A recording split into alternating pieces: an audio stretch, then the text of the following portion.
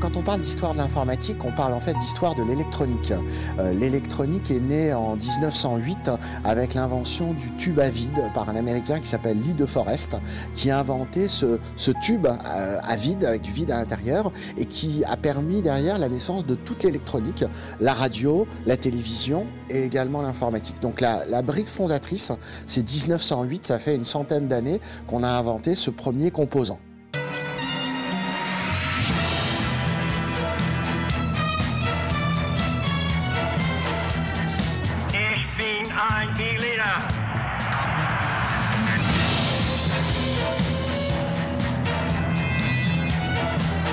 It is complete independence that we want. I have a dream.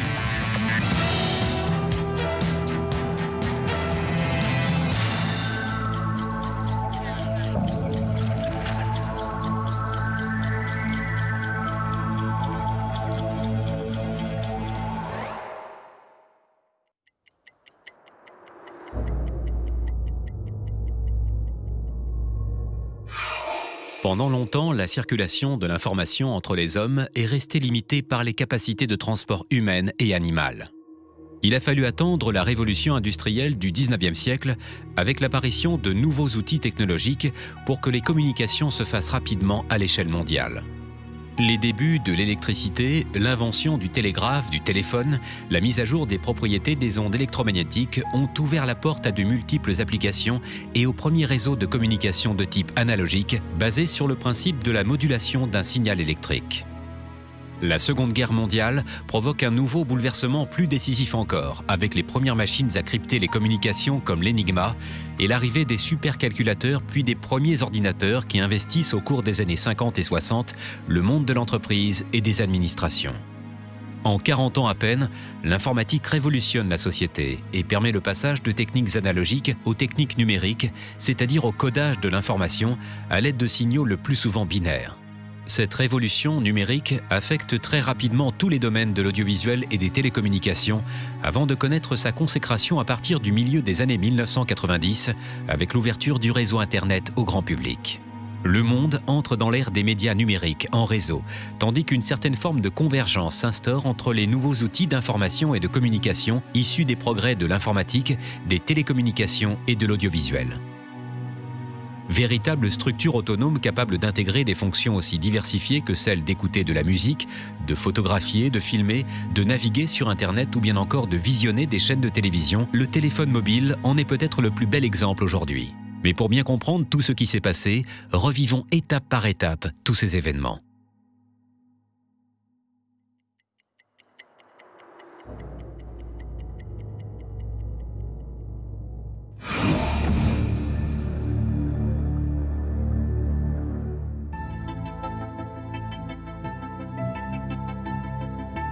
Le système mondial informatique contemporain est l'héritier direct de différentes initiatives prises au cours du Second conflit mondial afin de répondre à des demandes émanant le plus souvent des milieux militaires. L'ingénieur et mathématicien britannique Alan Turing est le premier à concevoir, dès la fin des années 30, une machine universelle capable de transformer les démonstrations de la logique mathématique en des opérations mécaniques grâce à la formalisation de la notion d'algorithme.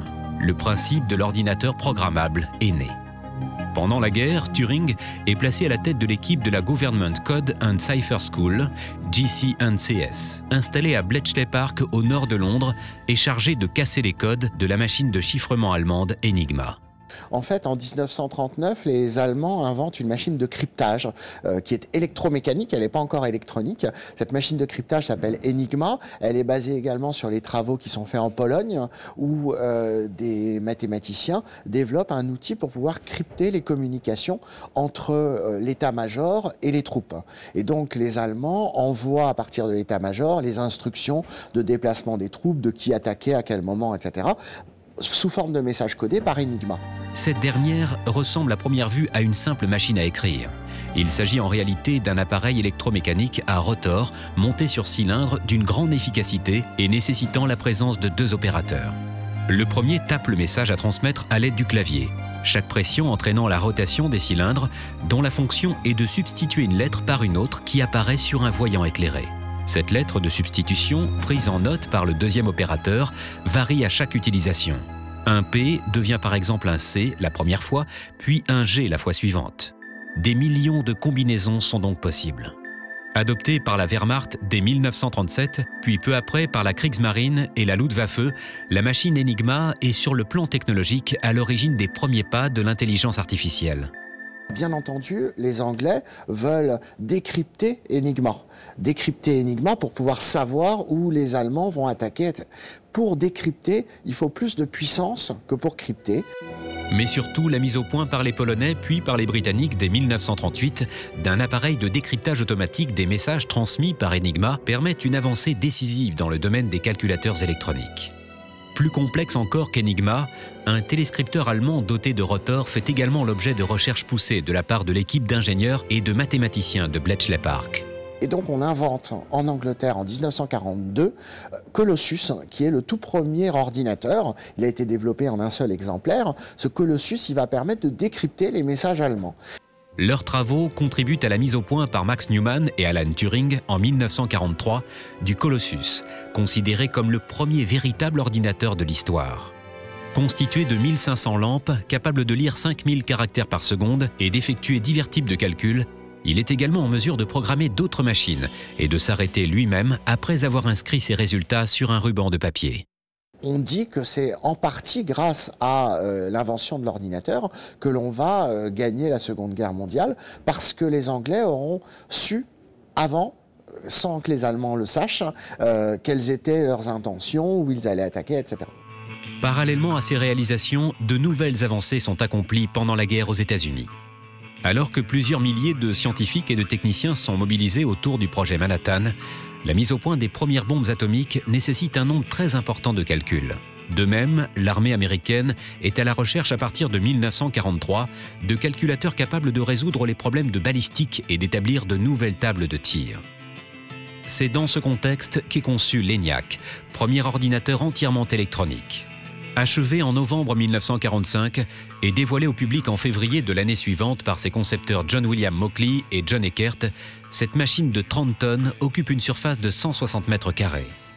L'ENIAC, qui comprend plus de 17 000 tubes sous vide, est capable d'effectuer 5 000 additions ou soustractions par seconde, soit l'équivalent de 30 millions d'opérations élémentaires en journée, économisant le travail de 75 000 personnes s'attelant à des calculs manuels. Pour la petite histoire, il semblerait que l'ENIAC ait subi parfois des pannes en raison de cafards, ou bugs en anglais, qui se logeaient dans ses circuits. Même si ce terme semble avoir déjà été utilisé auparavant, le terme de bug est ainsi resté pour désigner les dysfonctionnements qui affectent les ordinateurs. Pour autant, ce supercalculateur présente alors un grave défaut. Son emploi nécessite des interventions manuelles afin d'adapter la configuration de la machine aux différentes tâches qui lui sont demandées. C'est un autre scientifique, ancien membre du projet Manhattan, le mathématicien américain John von Neumann, qui va conférer à l'ENIAC des améliorations décisives, et notamment la doter d'un programme enregistré pour donner naissance à l'EDVAC. Préfigurant les caractéristiques de l'ordinateur moderne, cette nouvelle machine est la première à ne pas être soumise à la vitesse limitée du lecteur de bande papier pendant l'exécution du programme, les instructions étant stockées dans une mémoire qui supprime également la réinstallation contraignante de l'ordinateur à chaque nouveau programme. Et puis, à la sortie de la Deuxième Guerre mondiale, les Américains qui n'ont pas été touchés directement sur leur sol vont transformer ces investissements militaires en une industrie informatique.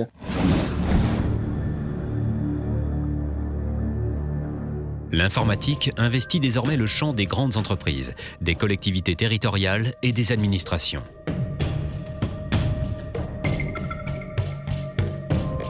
Parmi les ordinateurs dits de première génération qui apparaissent alors, se distingue l'UNIVAC, ou Universal Automatic Computer, premier ordinateur commercial réalisé aux États-Unis par les créateurs de l'ENIAC en 1951. 3 ans plus tard, la firme américaine IBM lance son modèle 650, premier ordinateur fabriqué en série et vendu à plus de 1000 exemplaires. Les utilisateurs de cette informatique sont des grandes entreprises, compagnies d'assurance, sociétés de transport, la SNCF, l'EDF, etc. Et on l'utilise pour des tâches extrêmement répétitives mais simples. On va faire du quittancement d'assurance, c'est-à-dire éditer les quittances d'assurance, on va faire de la paye, calculer les bulletins de paye, des petites choses comme ça, relativement simples. Donc l'idée, c'est qu'on va avoir un ordinateur, il va être partagé partagé à l'intérieur de l'entreprise et on va l'utiliser pour des tâches simples. On ne fait pas du calcul complexe, pas d'audio, pas de vidéo, mais extrêmement répétitives, et c'est là où l'ordinateur devient un instrument de productivité, puisqu'on va pouvoir enchaîner, par exemple, l'impression des factures. Ça va être beaucoup plus pratique que quand on a la secrétaire qui tape à la machine les factures. Et donc c'est à ça que vont être utilisés les premiers ordinateurs. La filiale française de l'entreprise invente par ailleurs en 1956 le mot d'ordinateur, qui passe rapidement dans le langage courant. L'heure est encore aux cartes et aux rubans perforés utilisés comme support de stockage des données et pour entrer les programmes. La carte perforée, c'est le premier outil de stockage de fichiers. À l'époque, on n'a pas de mémoire magnétique dans laquelle on a confiance et qui permettent, comme aujourd'hui un disque dur, de conserver l'information.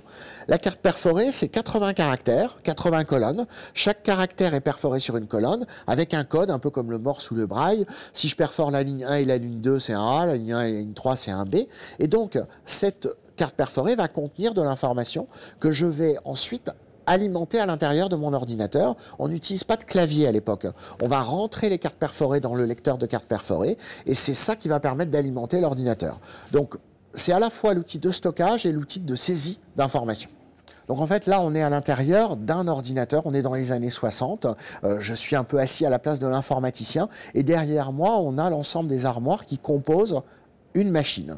Chaque armoire correspond à un composant qu'on retrouve encore aujourd'hui à l'intérieur de notre ordinateur, sauf qu'aujourd'hui, chaque armoire correspond à une puce de la taille d'un ongle, et chacune des armoires correspond à une fonction. On a dans l'ordre le lecteur de cartes perforées qui permet de rentrer les informations à l'intérieur de l'ordinateur, l'imprimante qui va permettre de sortir les résultats. Là, on a sur ma droite une armoire mémoire. C'est un peu l'ancêtre de la clé USB, sauf que cette armoire mémoire permet de stocker 32K, 32 kilooctets, donc à peu près 32 000 caractères. Si on fait une comparaison, sur une clé USB de 1 gigaoctet, qui est banale aujourd'hui, on a 32 768 armoires à l'intérieur d'une seule clé USB. Et donc, cette clé USB de 1960 travaille avec l'unité centrale qui est derrière moi. Et puis, de l'autre côté, on va retrouver le contrôleur de disque et puis finalement le disque dur. Un disque dur, à l'époque, c'est 5 mégaoctets, ce qui est une capacité énorme pour l'époque, mais 5 mégaoctets, c'est à peu près ce qu'on consomme aujourd'hui en mémoire quand on fait une photo avec un bel appareil photo numérique. La photo prend 5 mégaoctets. L'invention du transistor en 1948 par les laboratoires américains Bell va accélérer le développement des ordinateurs. Se présentant sous la forme d'un circuit très compact qui ne craint pas les chocs, ne chauffe pas et se révèle à la fois durable et économique, le transistor se substitue rapidement au tube à vide et permet l'éclosion des ordinateurs de deuxième génération à la fin des années 50. Ces nouvelles machines sont beaucoup plus faciles à programmer grâce à l'apparition des premiers langages évolués tels que le COBOL et le Fortran. Les besoins en programmes informatiques ne cessent dès lors de croître et de nouveaux métiers font leur apparition. Programmeurs, analystes, ingénieurs système.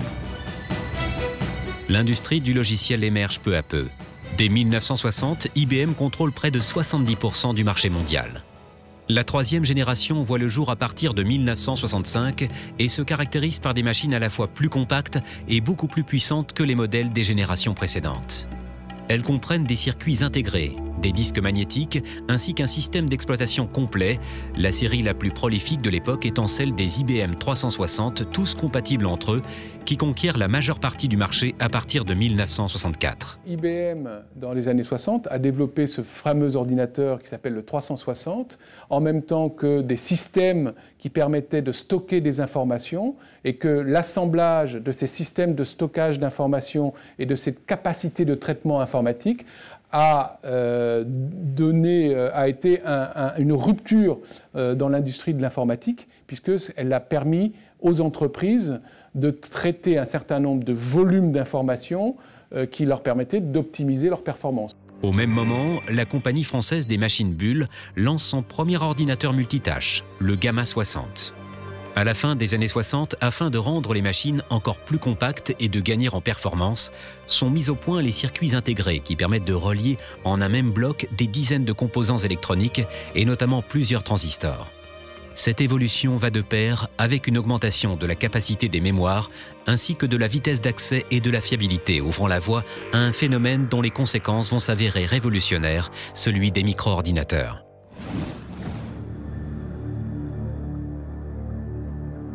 Les années 70 sont d'abord marquées par le succès des calculateurs électroniques, dont les performances s'accroissent à mesure que progresse la miniaturisation des composants électroniques. Des marques américaines comme Texas Instruments ou Hewlett-Packard proposent ainsi au fil des ans des modèles de plus en plus perfectionnés, destinés à la communauté scientifique, mais aussi au grand public.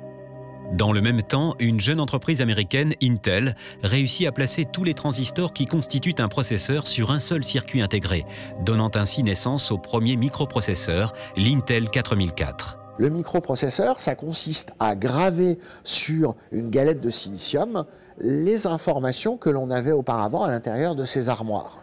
Et c'est la grande étape de la miniaturisation, puisqu'on va pouvoir, sur une toute petite puce, graver l'équivalent d'une armoire. Et aujourd'hui, on a à l'intérieur de puces qui ne sont pas plus grandes qu'en 1971, des capacités des millions de fois supérieures, parce qu'on a réussi à réduire la taille du gravage, et donc on met plus d'informations à l'intérieur de la même puce. L'un des cofondateurs de l'entreprise, Gordon Moore, énonce au même moment une règle prophétique, la loi de Moore, selon laquelle la capacité des microprocesseurs doublera au moins tous les 2 ans à prix égal ou inférieur. En 1972 est lancé l'Intel 8008, qui contient 3500 transistors et permet d'envisager la construction d'un micro-ordinateur.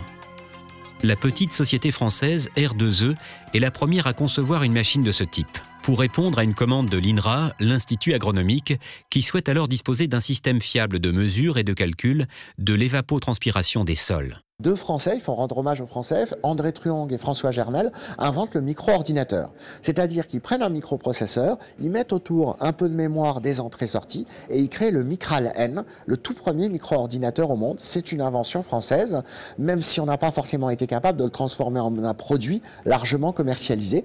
Mais c'est important de noter cette date de 1973. Pour autant, le premier micro-ordinateur destiné aux particuliers est américain. Il s'agit de l'Altaïr 8008, vendu en kit ou prêt à l'emploi en 1975 et intégrant les premiers périphériques modernes, lecteurs de disquettes et cartes d'extension.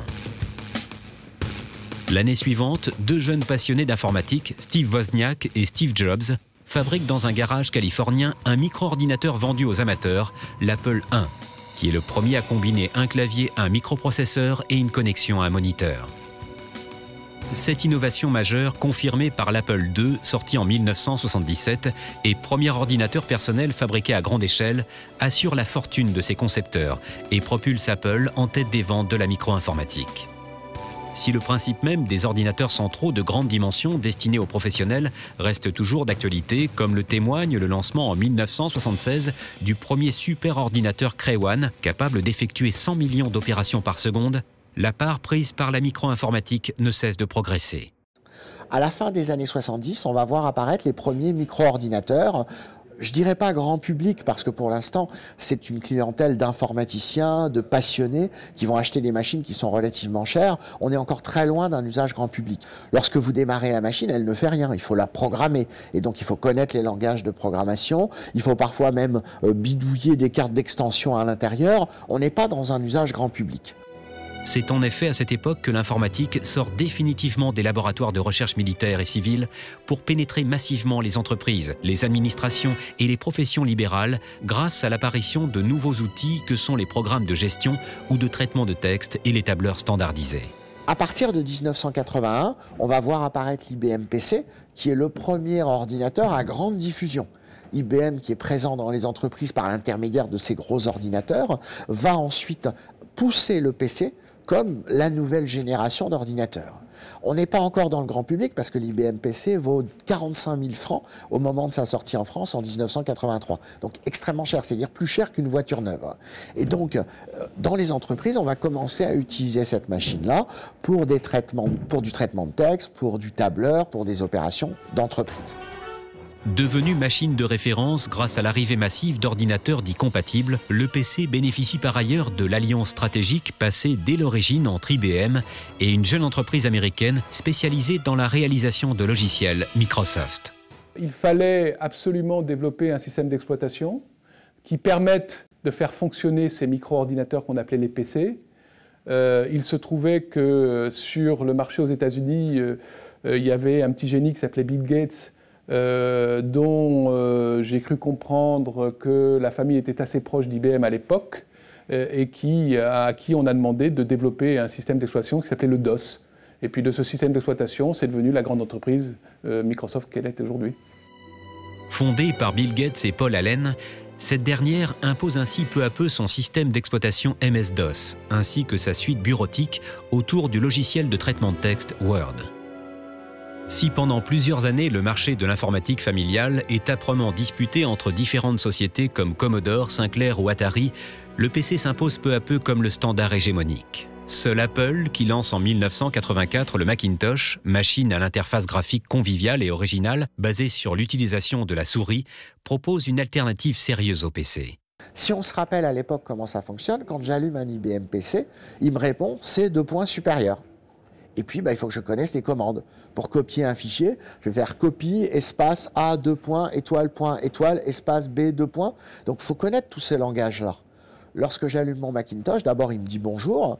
Et puis ensuite, si je veux copier un fichier, je vais prendre le fichier avec la souris et je vais le déplacer quelque part. Donc, on a une véritable révolution de l'informatique orientée utilisateur. C'est également au cours des années 80 qu'apparaissent les premiers ordinateurs portables qui, grâce à un poids et un encombrement limité, peuvent être transportés très facilement du domicile vers le lieu de travail. Les années 90 consacrent l'âge de la maturité pour la micro-informatique. Le succès du PC conduit à une certaine forme de normalisation, tandis que la puissance des microprocesseurs ne cesse de progresser, donnant raison aux prédictions de Gordon Moore. Baptisée Pentium, la 5e génération de microprocesseurs produite par Intel à partir de 1993 contient ainsi plus de 3 millions de transistors avant d'en rassembler 5,5 millions 2 ans plus tard. Les systèmes de stockage de données connaissent également une progression fulgurante. La capacité des disques durs atteignant 100 mégaoctets en 1990 contre 1 mégaoctet 10 ans plus tôt. L'heure est aux premiers ordinateurs multimédia, dont le nombre de périphériques ne cesse de s'élargir, qu'il s'agisse du lecteur, puis du graveur de CD-ROM ou du scanner de documents. On peut dire de manière très schématique qu'il y a 2 générations. Avant le microprocesseur, avec les tubes, les relais, les transistors, et l'arrivée du microprocesseur en 1971, génération dans laquelle nous sommes toujours aujourd'hui, les ordinateurs que nous utilisons, comme tous les appareils électroniques, sont à la base de microprocesseurs. Si les premiers dispositifs de transmission par ondes hertziennes apparaissent dès la fin du 19e siècle, ce n'est qu'au cours des années 30 et 40 que la radiodiffusion, premier média de masse en réseau, connaît un développement significatif auprès de toutes les classes sociales, la radio s'imposant peu à peu comme un élément familier de la vie quotidienne. Après 1945, l'usage de la radio évolue et s'individualise grâce à l'apparition du transistor nomade et à la diversification des supports musicaux, qu'il s'agisse des disques micro-sillons, des bandes magnétiques, puis des cassettes audio. L'essor de la télévision est plus tardif, en raison de contraintes techniques et économiques. Elle devient un média de masse aux États-Unis à partir des années 50, tandis que ce n'est qu'au cours des 2 décennies suivantes qu'elle finit par s'imposer en Europe comme un objet central des foyers. La télévision s'installe progressivement avec d'abord une chaîne, un écran noir, enfin noir et blanc, plutôt noir que blanc, et puis des émissions qui rentrent dans le foyer. C'est là où il y a une autre rupture, c'est que finalement, on crée les grandes messes et les grands rendez-vous. La télévision remplace la causerie au coin du feu, remplace les conversations entre voisins sur le pas de la porte. La télévision devient l'élément central du foyer. Et à partir de là, bien sûr, un véhicule formidable pour la publicité. Et puis, on a des petites séries, des choses qui sont là et qui cimentent la famille. Cette mutation est favorisée par le passage à la télévision en couleur. Les contenus offerts par les chaînes de télévision s'enrichissent grâce à la mise au point de systèmes de transmission rapide par satellite, qui bénéficient des avancées nées de la conquête spatiale et de la mise en orbite des premiers satellites artificiels. En juillet 1962, le lancement du satellite Telstar permet la diffusion de la première émission de télévision en mondiovision et en direct. Le lancement du magnétoscope à cassette au cours de la seconde moitié des années 70 permet d'enrichir les équipements avec la possibilité d'enregistrer les programmes et de louer ou d'acheter des vidéocassettes préenregistrées. L'époque est également marquée par l'apparition des premiers jeux vidéo sur console, première forme d'équipement grand public associant vidéo et support informatique, tandis que le disque compact ou CD, apparu au début des années 80, permet le passage à l'audio numérique. Dans le même temps, la mise au point d'une nouvelle génération de satellites permettant de capter au sol directement le signal avec une antenne parabolique favorise la diffusion de chaînes de télévision transfrontalières telles que CNN et le lancement de bouquets payants, parmi lesquels celui de Canal+ en France à partir de 1992, diffusé à partir du réseau Eutelsat. En 1995, la vidéo numérique avec le DVD fait entrer le cinéma à la maison. Ce nouveau support sert également de système de stockage de données, grâce à l'introduction de lecteurs puis de graveurs de DVD dans les micro-ordinateurs.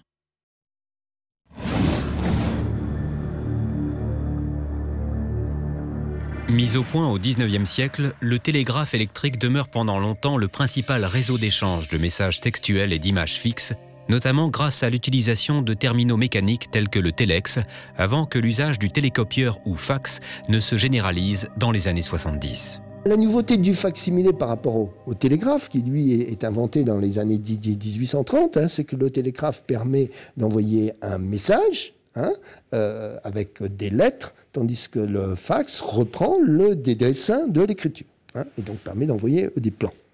Eh bien, ce fax commence à devenir vraiment une technologie, disons, stable, de masse, à partir de l'après-guerre. Le secteur des télécommunications connaît lui aussi une mutation considérable après la Seconde Guerre mondiale. Les liaisons internationales par câbles sous-marins sont enfin rendues possibles grâce à l'installation de câbles coaxiaux.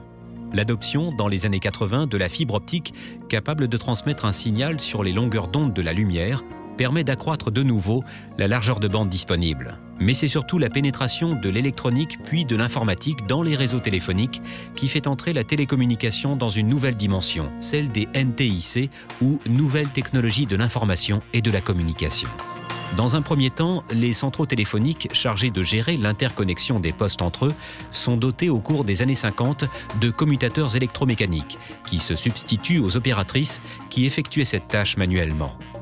L'apparition du transistor et des premiers circuits intégrés autorise par la suite la mise au point de systèmes de commutation électronique, transformant les centraux téléphoniques en l'équivalent de très grands ordinateurs.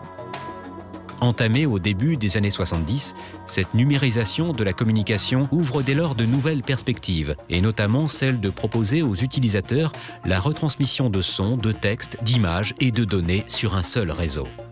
La France joue un rôle pionnier en ce domaine, avec le lancement du réseau Transpac à partir de 1978, qui sert de base au réseau Télétel qui se met en place au début des années 80. Il permet ainsi le développement de la télématique avec la multiplication de terminaux autonomes destinés aux entreprises comme aux particuliers, le Minitel. Celui-ci connaît alors un grand succès, comme en témoigne le million d'appareils en service dès 1985. Le Minitel permet en effet d'accéder à des services en ligne dont les plus populaires sont l'annuaire électronique, la vente par correspondance et les sites de rencontres et de messagerie rose. Alors, le Minitel, c'est à la fois une invention extraordinaire parce que c'est la première fois qu'un pays crée un réseau. Parce que le Minitel, c'est l'objet qui est sur le bureau, mais c'est aussi tout le réseau qui permettait de se connecter les Minitel entre eux. Et donc c'est la première fois qu'un pays crée un réseau national comme celui-là. Et puis ensuite, c'est à la fois donc ce succès et un petit peu ce désastre, parce qu'aucun autre pays ne va adopter la même norme. Internet va se développer en parallèle aux États-Unis, et on va perdre entre guillemets la bataille du Minitel, qui va être remplacée par Internet. Consécration de l'avance française dans le domaine de la transmission numérique, la société France Télécom est la première au monde à mettre en service commercial en décembre 1987 un réseau numérique à intégration de services baptisé Numéris. Numéris, c'est l'ancêtre de la DSL. L'ancêtre de la DSL, c'est-à-dire qu'on va commencer à transmettre de l'information numérique sur un réseau téléphonique. Et ça va permettre d'augmenter le débit. Par rapport au modem que l'on avait à l'intérieur du fax, où on pouvait transmettre relativement peu d'informations dans un temps donné, là on va augmenter le débit. Et donc on va pouvoir commencer à s'envoyer des fichiers. Ça va être très utilisé dans le domaine de la presse par exemple. On va envoyer à son imprimeur le fichier du magazine plutôt que d'envoyer un coursier. Donc on va gagner énormément de temps. La technologie qui va remplacer le numérisme, c'est la DSL. Désormais, en mettant à la portée de chacun sur une seule prise téléphonique, la possibilité d'avoir accès à un poste téléphonique, un Minitel, un télécopieur et un ordinateur, le rêve d'une possible convergence entre télécommunications, informatique et audiovisuel commence à prendre forme. L'installation des premiers téléphones dans les voitures dans les années 80 voit émerger les débuts de la téléphonie mobile avec la commercialisation d'un premier modèle par la firme Motorola en 1983. Le démarrage du téléphone mobile numérique grâce à l'adoption en Europe puis dans d'autres pays d'une norme commune, la norme GSM, permet dès le début des années 90 une industrialisation de la production et par conséquent une baisse des prix qui va constituer le facteur décisif dans la démocratisation progressive du mobile au sein du grand public.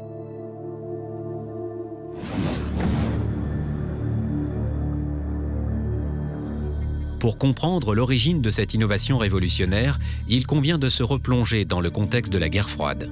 Au cours de la seconde moitié des années 60, les militaires américains prennent en effet conscience de l'extrême vulnérabilité face aux radiations de leurs systèmes informatiques. De ce constat émerge l'idée d'un réseau décentralisé et étroitement maillé qui assurerait une meilleure protection des données sensibles en cas de conflit nucléaire. C'est le projet ARPANET, du nom d'une agence de recherche de l'armée américaine, lancée sous l'égide du Pentagone en 1969, avec la mise en réseau de 4 universités à titre expérimental. Les premiers mails sont échangés en 1972 et Winton Cerf, informaticien inventeur du protocole TCP/IP, crée l'appellation Internet pour Interconnection Networks 2 ans plus tard.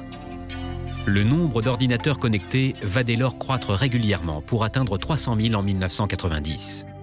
Pour autant, Internet reste alors réservé aux chercheurs et aux étudiants.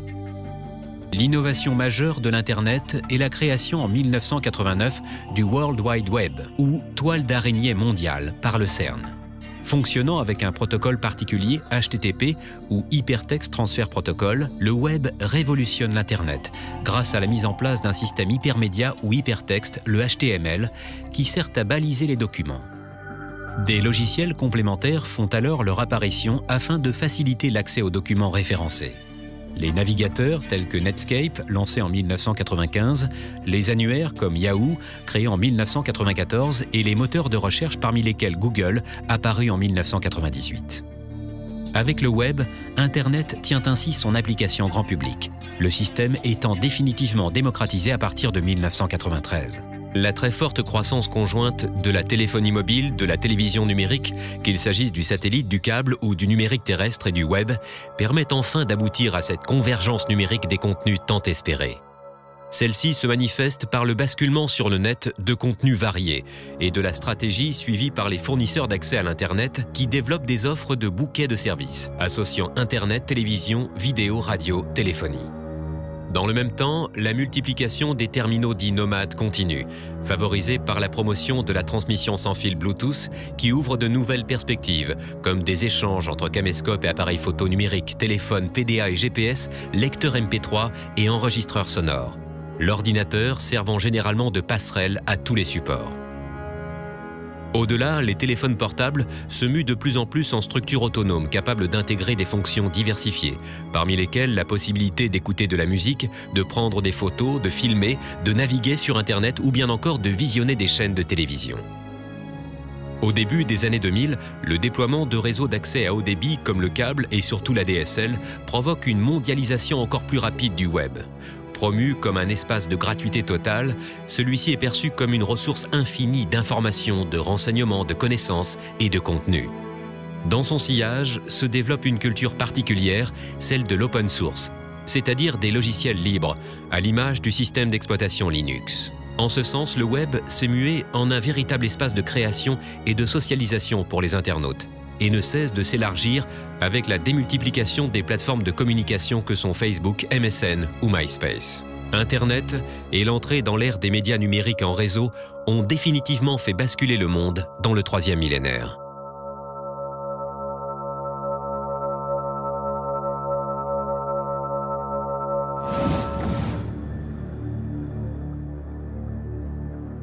Créée le 15 juin 1911, la société Computing Tabulating Recording Company, ou CTR, est rebaptisée International Business Machine Corporation, IBM, le 14 février 1924.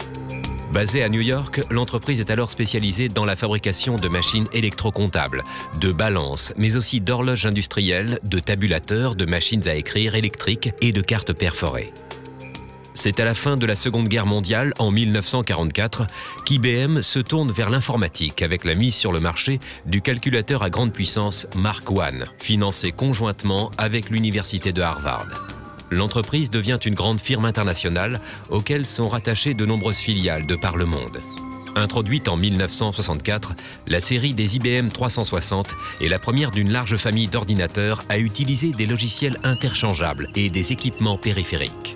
En 1981, une nouvelle ère commence avec la commercialisation de son premier ordinateur individuel, l'IBM PC, qui permet à la marque de pénétrer les foyers, les petites entreprises et les écoles. IBM choisit de se positionner dans le domaine des activités liées au service, mais connaît ses premières pertes au début des années 90.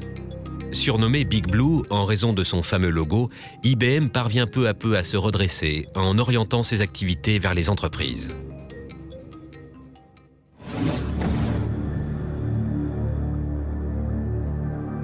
La société Apple Computer est fondée par Steve Jobs et Steve Wozniak le 1er avril 1976 pour commercialiser l'Apple I, un micro-ordinateur conçu par Wozniak et équipé d'un écran et d'un clavier. L'entreprise ne décolle véritablement que l'année suivante avec la sortie de l'Apple II, dont les versions successives connaissent un succès croissant, y compris à l'étranger. En 1984, Apple lance le Macintosh, une machine révolutionnaire à l'interface graphique conviviale et originale basée sur l'utilisation de la souris. Toutefois, son prix élevé, le manque de mémoire vive et l'offre limitée de logiciels font du Mac dans un premier temps un échec commercial. Le dirigeant historique Steve Jobs est alors contraint à la démission, tandis que le Macintosh est progressivement amélioré. Entre la fin des années 80 et le début des années 90, le Macintosh fait l'objet de nombreuses évolutions et même d'une version portable. Pour autant, l'essor spectaculaire des compatibles PC sur le marché de la micro-informatique érode toujours un peu plus la place d'Apple, qui tente de reprendre la main avec la sortie en 1994 des premiers Power Mac dotés de processeurs extrêmement puissants. À la fin de l'année 1996, Steve Jobs est rappelé à la tête d'Apple et décide contre toute attente de passer une alliance avec Microsoft, au terme de laquelle des accords de brevets sont conclus et la suite bureautique Office adaptée pour le Mac. En mai 1998, il décide de frapper un grand coup en annonçant la sortie de l'iMac, une machine au design futuriste, au prix enfin accessible et parfaitement adapté au multimédia. En octobre 2001, Apple lance son premier produit qui ne soit pas un ordinateur, l'iPod, baladeur numérique au design révolutionnaire. Puis se lance en 2007 dans la commercialisation de l'iPhone qui va faire décoller le marché des smartphones.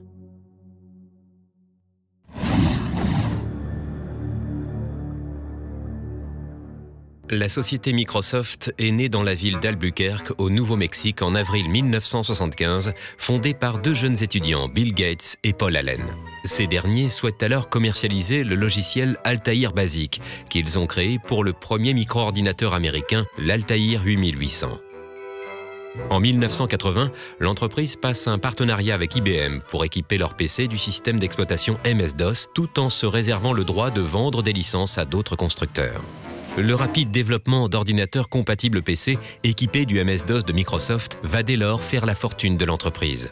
Dans le même temps, Microsoft développe une gamme de logiciels bureautiques, Microsoft Office, intégrant traitement de texte, tableur, base de données et utilitaires parfaitement adaptés à son système d'exploitation. Windows 95, lancé à grand renfort de publicité et doté d'une interface remaniée, permet à l'entreprise d'asseoir définitivement son emprise quasi totale sur le marché mondial, au point de lui coûter un procès pour monopole et une grave menace de dissolution de son entreprise. Des accords à l'amiable sont ainsi passés par Bill Gates avec certains de ses concurrents, dont Apple. En 2001, Microsoft lance sa console Xbox, destinée à concurrencer la PlayStation de Sony. Microsoft est aujourd'hui le numéro 1 mondial du marché des logiciels, services et solutions informatiques.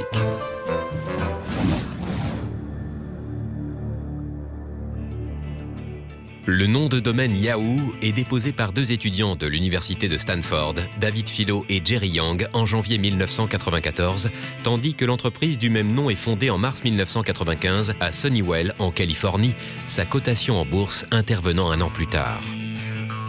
À l'origine, il ne s'agit que d'un simple annuaire web de sites qui connaît un vif succès et se transforme petit à petit en portail d'informations variées sur l'actualité, l'économie ou la finance. Dans le même temps, la société, qui a racheté plusieurs entreprises sur le web, s'étend à de nombreux territoires d'Europe, d'Asie et d'Amérique du Sud et propose aux internautes différents services gratuits et payants, parmi lesquels un moteur de recherche, des boîtes de courrier électronique et une messagerie instantanée. En 2004, après une rapide phase d'expansion, Yahoo s'impose comme le site web le plus visité au monde. Pour autant, depuis 4 ans, Yahoo n'est plus le site internet le plus populaire du monde, cette place lui ayant été ravie par Google.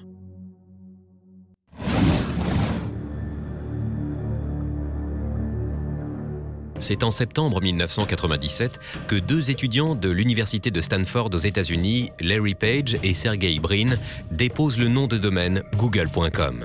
Leur objectif est de créer un moteur de recherche beaucoup plus puissant que tous ceux présents jusqu'ici sur le web. Grâce à leur famille et à des amis, les deux étudiants fondent leur entreprise, Google Inc., le 7 septembre 1998, dans la Silicon Valley, en Californie. Leur succès est fulgurant. En août 1999, Google, qui est encore en phase de test, doit déjà gérer 3 millions de requêtes par jour. La société se lance alors dans le rachat de petites sociétés qui lui permettent de se diversifier et de proposer aux internautes de nouveaux services, tels que la création de blogs, un service d'achat en ligne, une messagerie, un site de cartographie par satellite et depuis septembre 2008, un navigateur web gratuit. Google est en 2009 l'une des sociétés de la nouvelle économie parmi les plus florissantes de la bourse de New York, sa valeur avoisinant les 210 milliards de dollars.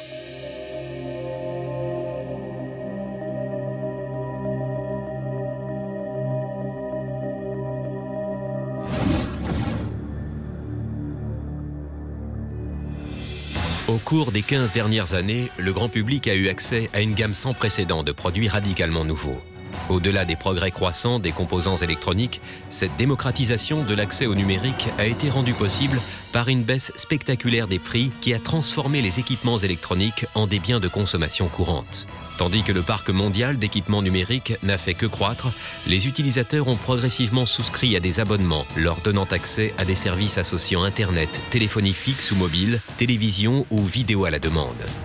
Cette transformation des nouvelles technologies d'information et de communication en équipements de masse a bouleversé les positions du marché, ainsi que les modèles économiques traditionnels.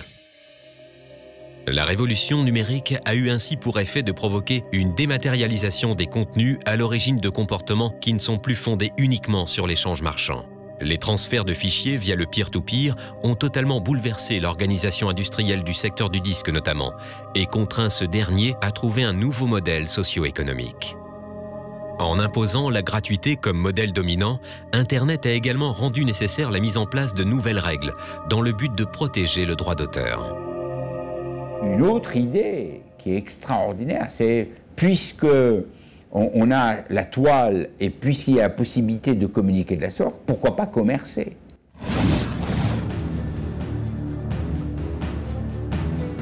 Le développement du réseau Internet a constitué l'un des moteurs les plus puissants de la croissance économique de la fin des années 90 et du début des années 2000. En mettant en relation des millions de sites et des millions de consommateurs, le web est devenu l'outil de référence de l'ère numérique, mais aussi un espace marchand ainsi qu'un enjeu industriel et commercial considérable, et ce en dépit de l'éclatement de la bulle financière des valeurs d'Internet en avril 2000. Le marché mondial de l'Internet a ainsi généré environ 45 milliards de dollars de recettes en 2007, tandis que le marché mondial de l'économie numérique a franchi en 2008 la barre des 3 000 milliards de chiffre d'affaires, avec un taux de croissance 2 fois supérieur à celui de l'économie globale. Enfin, la nouvelle économie a généré de nouveaux modes de travail et de production, avec le développement du télétravail ou du travail en réseau.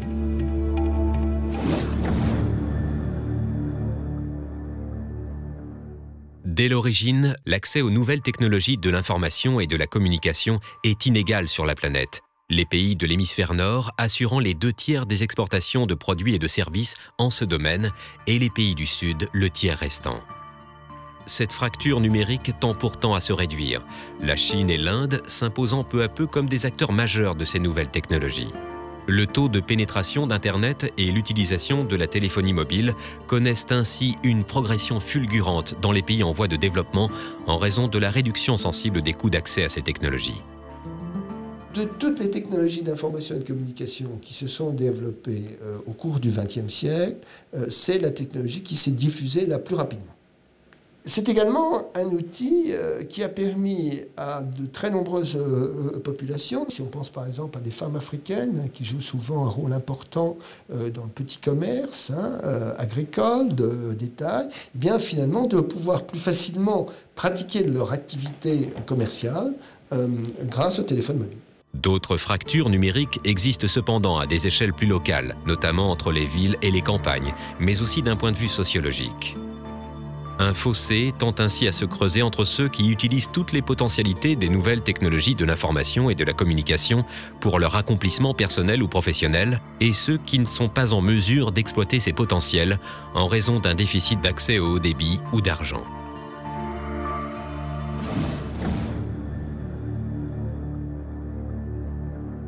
Le vieux rêve d'un village planétaire, d'un monde unifié grâce à un marché planétaire sur fond de valeurs universelles, n'est d'une certaine façon plus très loin. Pour autant, face à ce qui peut apparaître comme un réseau global sous domination américaine, des formes de rejet apparaissent ici et là, et prenant parfois des formes violentes. Si Internet offre un espace de liberté à certaines cultures alternatives, il sert également de puissants relais aux réseaux mafieux et terroristes qui sont passés maîtres dans l'exploitation de ces potentiels. Internet, comme les nouvelles technologies de l'information, sont également devenus les théâtres de nouvelles formes de conflictualité avec le développement du concept de guerre de l'information. Autrefois réglementé, l'accès à l'information s'est démocratisé, permettant l'émergence de divers types de propagande et de menaces immatérielles. Ordinateurs, systèmes de communication, logiciels sont désormais la cible d'attaques, notamment virales.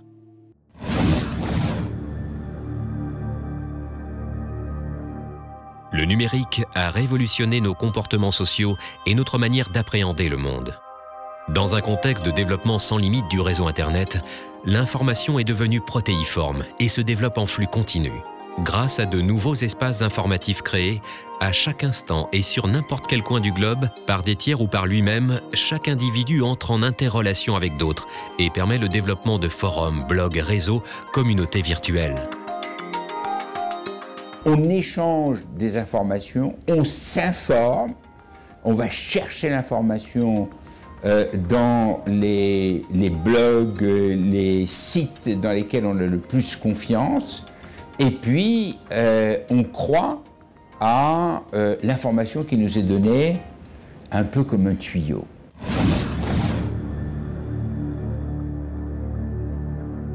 Sur la toile, des formes d'expression et de créativité inédites voient le jour et participent à la création d'une identité numérique propre à chaque individu ou groupe d'individus.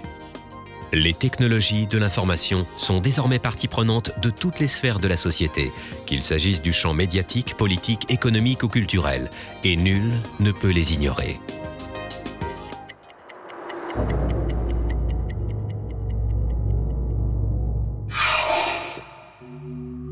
Jusqu'au XIXe siècle, la communication et l'échange d'informations ont été limités par les capacités de transport humaines et animales. La révolution industrielle, puis les débuts de l'électricité ont ouvert la voie aux premiers outils modernes de communication.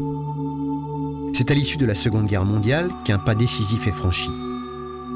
Entre 1943 et 1945, les premiers ordinateurs sont d'abord conçus pour un usage militaire, avant de gagner le monde de l'entreprise et des administrations au cours des années 50.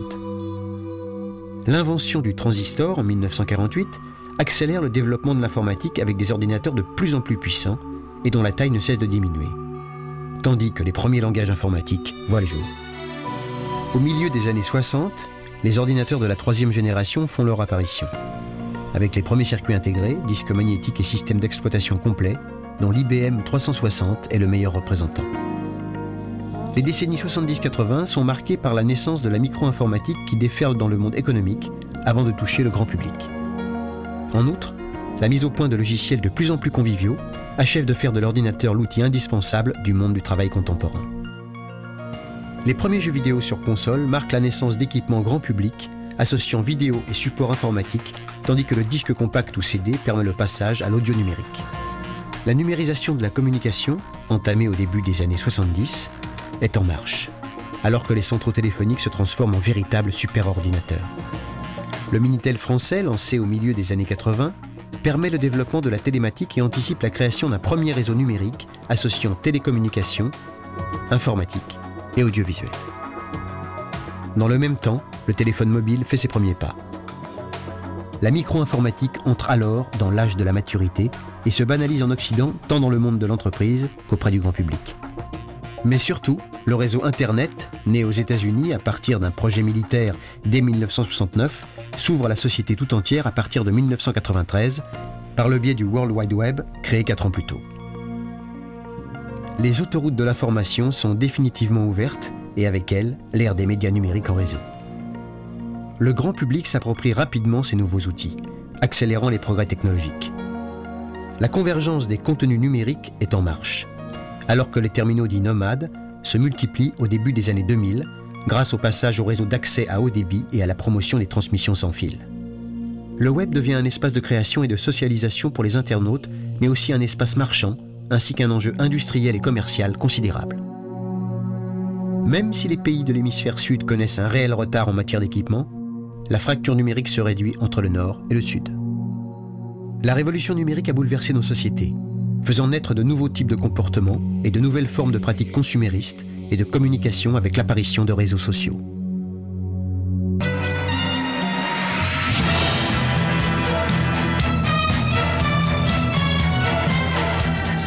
Ich bin ein Berliner.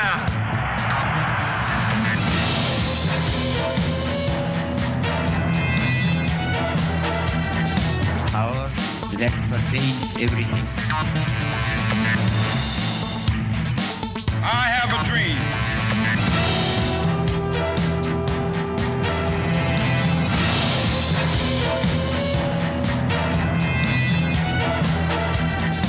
Power that pervades everything.